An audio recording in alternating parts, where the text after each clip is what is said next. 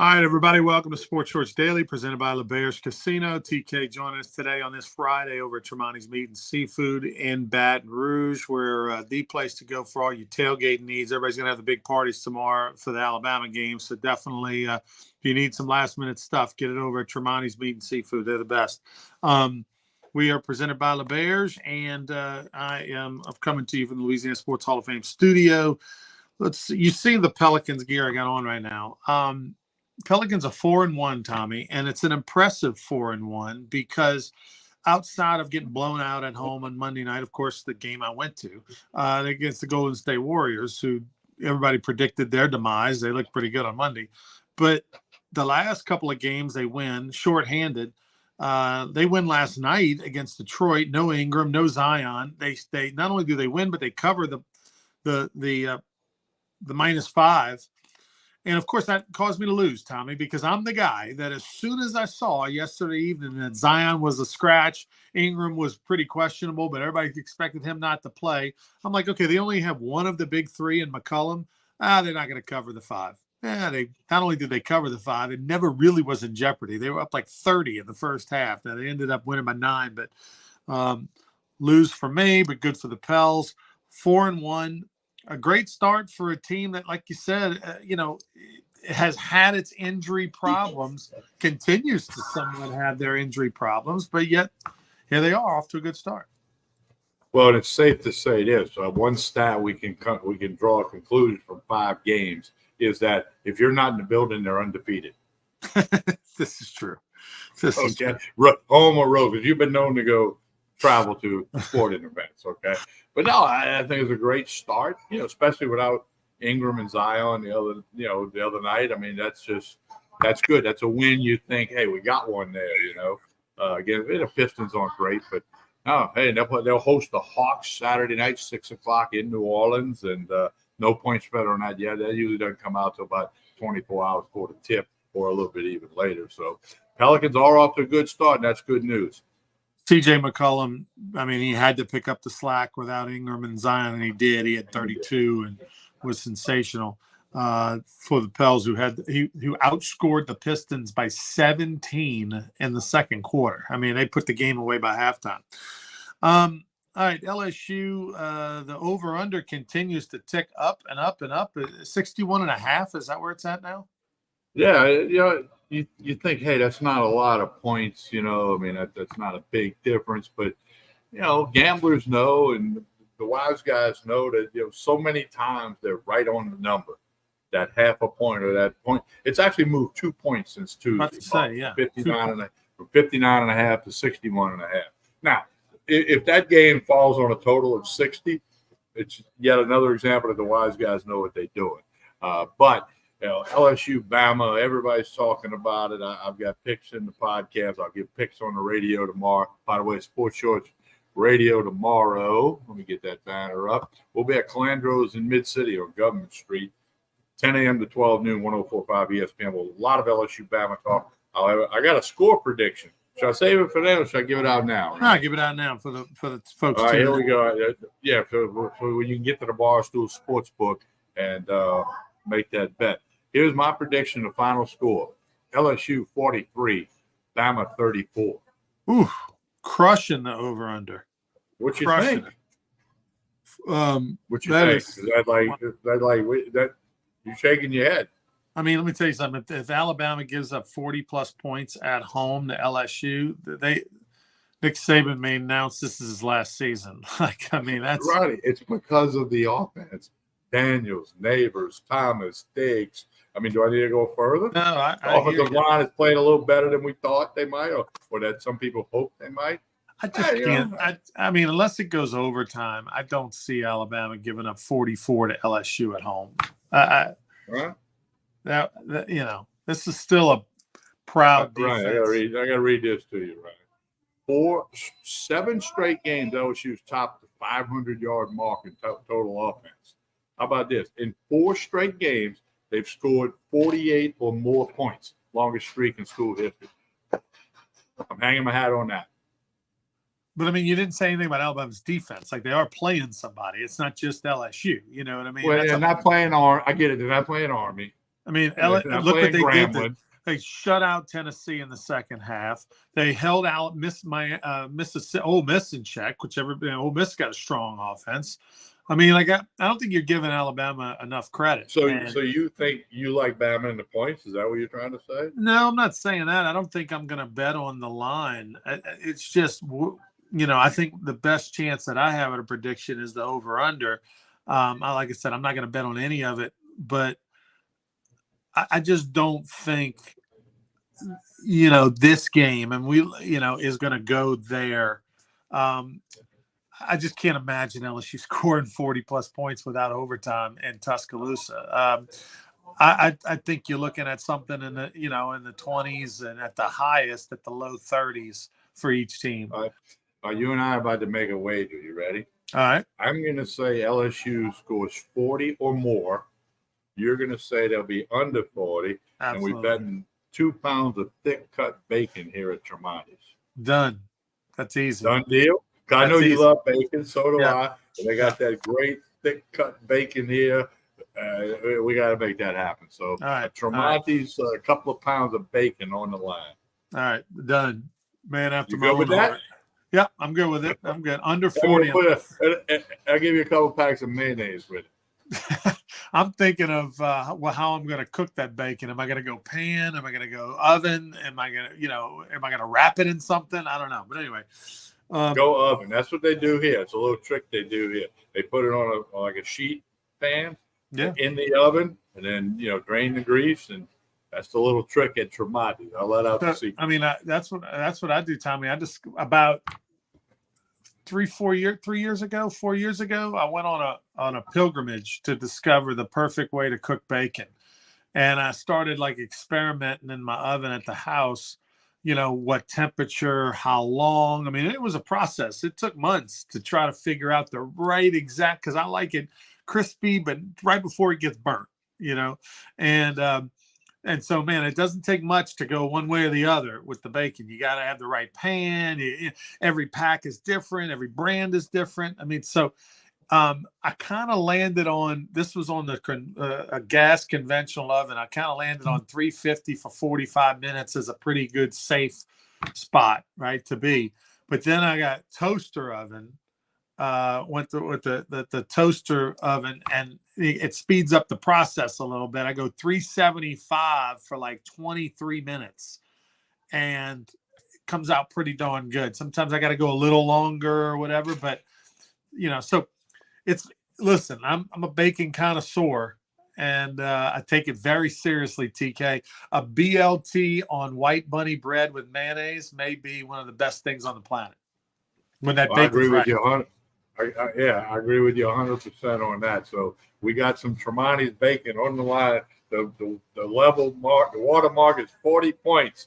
So either I'm going to be stealing your recipe and making bacon, or you have 2 pounds of it to whip up a special day.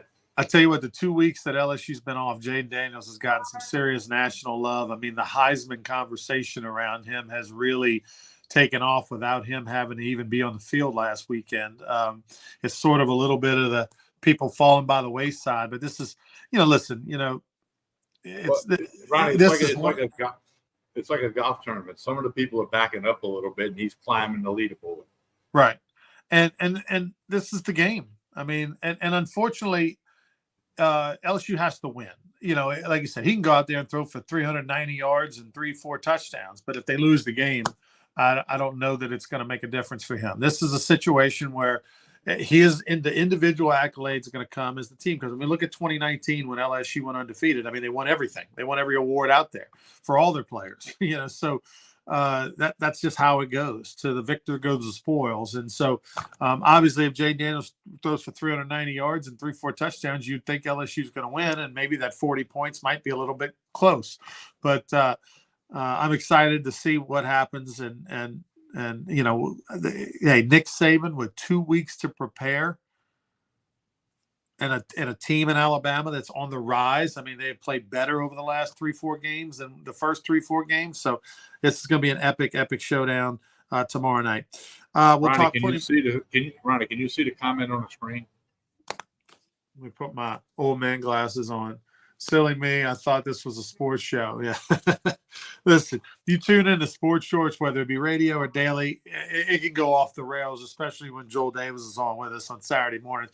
Mama Janet over there might she likes her bacon too now. Don't let her fool you. Okay. Saints -8. I mean, look, 2 scores.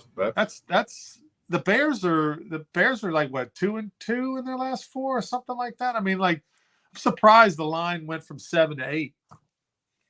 Yeah, it's a little surprising. I mean, money's coming in. That's what that means. If no money comes in, the line doesn't move. Okay, that's a simple fact a lot of people don't understand. But I mean, the Saints feeling good, trying to get above 500, tied for first place.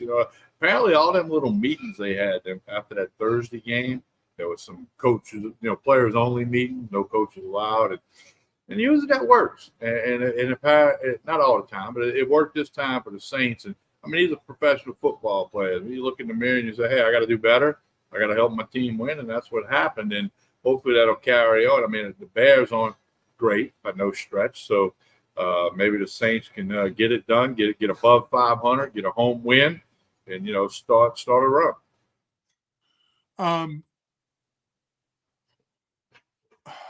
I would say that I would say that when you get to the player-only meeting part of your season, that's sort of the desperation play, because you can't have 2 player-only meetings, right? Like, you know what I mean? You have one, it either works, and we look back to that meeting and go, that's the thing that turned us around. We came together, et cetera, et cetera. So I'm glad it worked, because you don't get 2. There's not many stories of people that have had 2 player-only meetings and they went on to have a great playoff run or something. Yeah, you're right. You can't have the second meeting, because then it'll be like, what the hell we have the first meeting for? Yeah. Why we got to do this again? That proves the first meeting didn't work if you have to call a second one. People either buy in or they don't. Exactly. All right, World Series.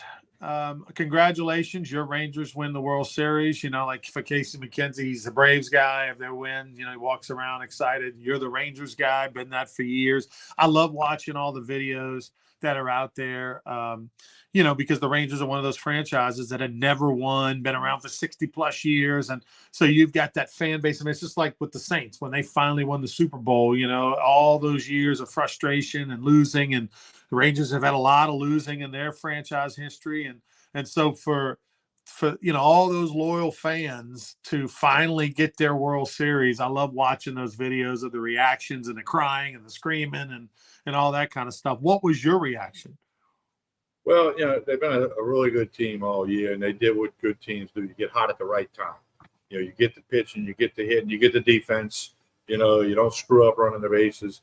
They kind of had all that come together, against a Diamondback team that was riding a lot of momentum. A lot of people said when they got past the Astros, they had a really good shot to win the World Series, and they were big favorites to win the series before Game 1. But Ronnie, I keep saying this, and I listen to MLB Network radio all day in the truck. It never goes too far without them talking about Bruce Bochy, and what his ability, and he's now the only manager to win a World Series against the team that had beaten him. So, he's a Hall of Famer. There's no question about it. And, he made it happen. The players speak highly of him, that he trusts everybody. He doesn't holler and scream. He makes the moves when he makes them, tells people why he makes a move. And, they spent a lot of money in the offseason. Those critics have been out, too, that they bought a championship. Well, yeah, it is what it is. That ain't the first team to do that. Won't be the last. But they had a lot of good baseball players. Hey, Ronnie, I told you this before we rolled tape. The Rangers this year, regular season playoffs, played 179 baseball games. Marcus Semien, one of their big offseason signees, second base, played 179 games. What did they say? The best ability is availability. How about that? Play 179 out of 179. Like Zion Williamson didn't play the other night for the Pelicans because he needed to rest.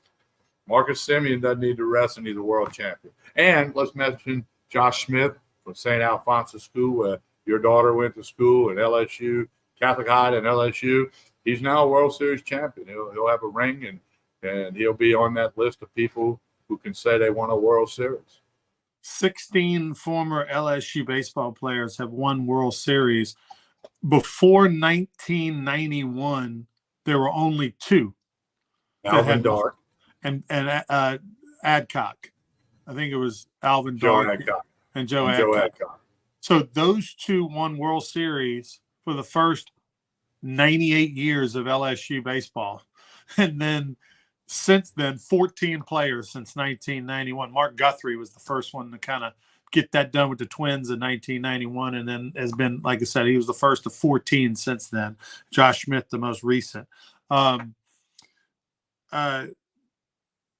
Happy for him. But Corey Seager, I mean, this guy has now got 2 MVPs. He's 20 with the Dodgers, 23 with the Rangers.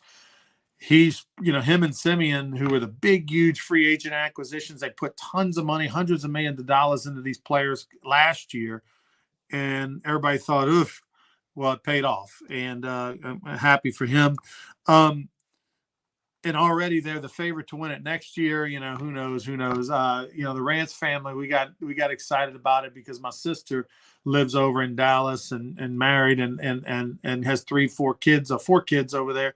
And they went to some games this year and she, has a connection to Josh Smith's wife. And so they've kind of jumped on the Rangers bandwagon. I'm happy for them. I never was a Rangers fan. I think the only time I really was when Nolan Ryan played for them back, I remember late 80s, early 90s, kind of watching Nolan and obviously the famous Ventura punch and the no-hitters he threw. And that was the only time when George W. Was a part owner of the team back then.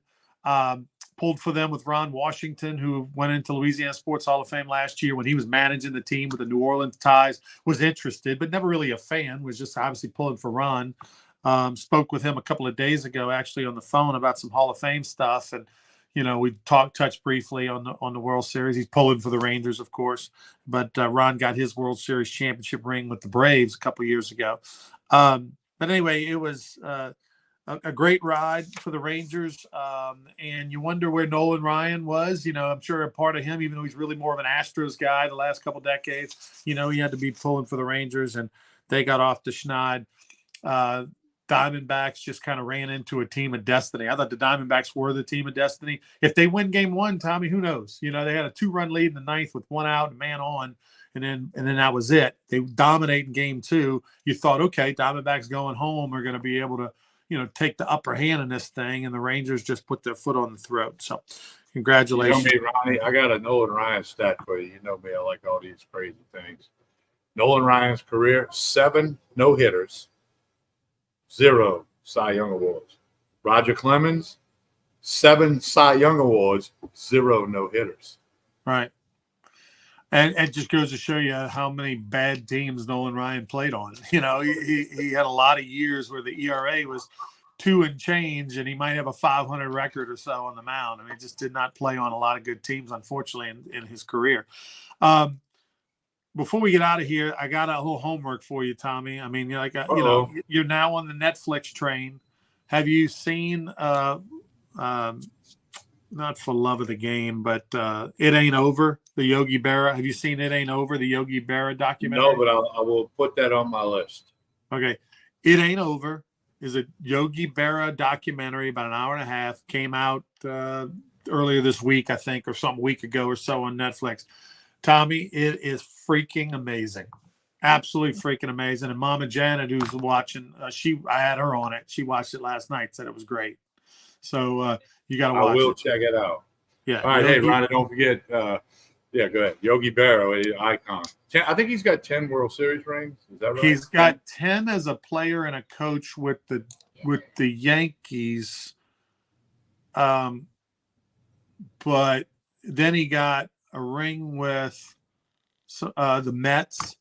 He got a ring with someone else.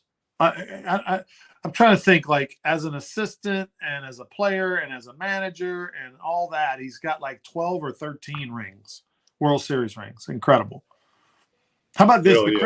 The craziest thing is is his only year as the manager of the Yankees. Back when he just got done playing, they hired him as a manager. They get to the World Series and they lose in Game 7, and they fired him, and then hired the manager of the Cardinals who had beat him in Game 7. They had already did the deal like a month or two earlier, and they just stayed with it. Even though the first year as a manager gets to Game 7, loses, they fire him. Okay, 1 year, and that was in the early mid '60s. So then the Yankees, of course, went on that dry run for a while. Then he comes back. His first year as an assistant in '77, they win the World Series in '77 and '78. But the other thing that was incredible to me was, for folks that don't know the whole story, there was when Steinbrenner fired him in the '80s, there was bad blood between the two. Steinbrenner didn't do it personally; he sent his assistant, and so Yogi was pissed, and he swore never to go step foot in Yankee Stadium again, as long as George Steinbrenner owned the team. Well, finally, after like 14 years, George apologized. Yogi Berra Day, where Don Larson, who had thrown the no-hitter in the 50s, the perfect game in the 50s in the World Series, and Yogi was the catcher. Don Larson was there throughout the first pitch. Yogi caught it. This was 20 years ago. On Yogi Berra Day is when David Cone threw his perfect game. So Don Larson and Yogi Berra are there. It's Yogi Berra Day. He just started coming back to the Yankees. They have this special day, and David Cone throws a perfect game with Don Larson and Yogi Berra. That's the kind of luck and greatness that he had, is that everything he touched turned to gold. It was incredible. Ronnie, you meant the perfect game. You meant the 26th out. I don't know if you remember this, but it was a short pop-up, low pop-up, that was going to land between the mound and first base. It was one of them, and all of a sudden the second baseman sprinted in and caught it like on the dead fly. That second baseman was Billy Martin. That's right. All right, go ahead and tell us about Tremonti's on the way out of here. Yeah, Tremonti's got gift cards, and next week we're going to tell you all about the turkeys for Thanksgiving with all the side dishes: fried turkey, rotisserie turkey, smoked turkey. I know you'll be getting one, Ron, or at least one. They got it all here at Tremonti's. Stop by on Jefferson Highway in Baton Rouge, and you'll be glad you did. Wine and liquor, sausage, everything you need, chicken, pork. Tremonti's Meat and Seafood for all your parties, watching the LSU Bama game, watching the Saints game Sunday, and everything going forward. Holiday catering, it's all at Tremonti's Meat and Seafood. Don't forget Sports Shorts Radio tomorrow morning, 10 a.m. to 12 noon, from Calandro's on Government Street in Mid-City. For Tommy Christian, I'm Ronnie Rance. Please like and share this video. Have a great Friday. Go Tigers and Saints this weekend. And Pels.